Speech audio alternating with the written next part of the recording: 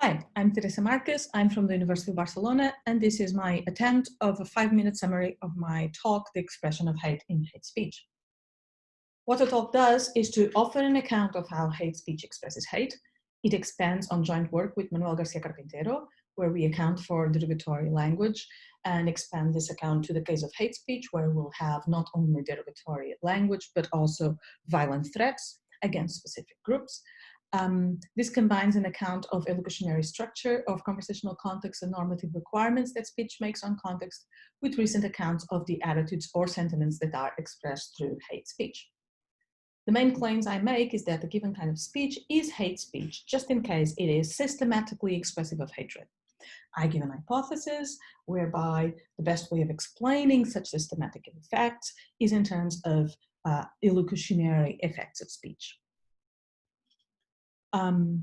I will understand hate speech, partly inspired by the work of Jeremy Waldron on the harm in hate speech. So I'll understand hate speech as speech that systematically aims to undermine its target's dignity, i.e. the assurance of protection from hostility, violence, discrimination, or exclusion from others. Hate can be understood in various ways. It can be understood either as an episodic emotion that is directed towards someone who is perceived to be malicious, but it can also evolve into a long-term sentiment, particularly in intergroup contexts. This case is the one that is related to the systematicity of hate speech. So long-lasting hate sentiments that create the systematic conditions for hate speech to occur are going to be cases where we are going to have speech occurring in a wide range of contexts and has effects that are hard to overcome or escape when they occur. Hate sentiments in intergroup contexts are going to organize people's social world and help strengthening the connection to the in-group through in-group love at the expense of various outgroups through outgroup hate. Some speech is going to be expressive of hate sentiments against specific groups, and the expressed hate sentiments can become common ground in a society or among members of the in-group. The goal of the hate sentiment that is expressed is going to be to eliminate the outgroup from their environment, and this can take many different forms. We can't represent hate sentiments that are expressed through speech and that become common ground in terms of speakers' acceptance of a proposition that their interlocutors hate a certain persons of a group G. I propose that an expressive presuppositional account can explain the crucial features of hate speech, in particular its systematic, hard to escape, strong, effective dimension. Such speech is going to be one that expresses as a normative requirement that is what gets to be taken for granted or part of common ground.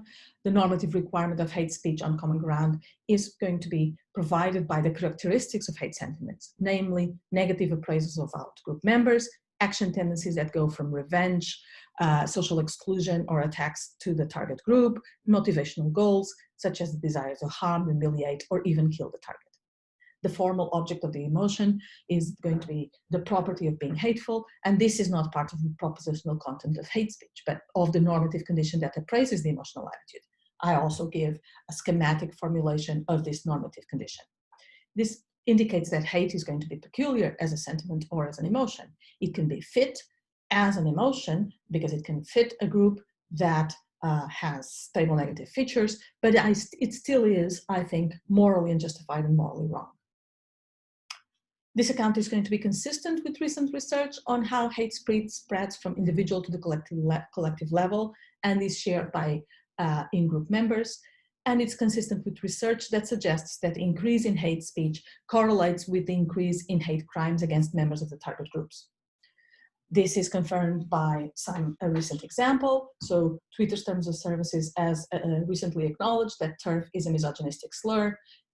This is confirmed also by a district judge in the UK, John Bullard, by the all-party parliamentary group on hate crimes that has issued a report on the rise of hate crime in the UK, and it also recognizes that TERF is used as a term of abuse with violent threats. It in fact registered that there was a bomb threat against a meeting of Women's Place UK and an attack on a 60-year-old woman, for instance.